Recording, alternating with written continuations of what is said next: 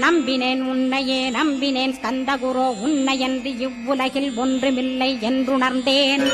நன்கறிந்து கொண்டேன் நானும் உனதருளால் விட்டிட மாட்டேன் கந்தா வீடதருள் வீரே. நடுநற்றித்தானத்து நானுனை தியானிப்பேன் பிரம்ம மந்திரத்தை போதித்து வந்திடுவாய்.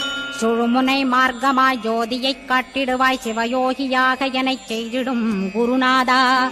ஆசையறுத்து அறநடியைக் காட்டிவிடும் மெய்யடியராக்கி மெய்வீட்டில் இருத்திவிடும். கொங்கு நாட்டிலே கோயில் கொண்ட ஸ்கந்தகுரோ கொல்லிமலை மேலே குமரகுருவானவனே.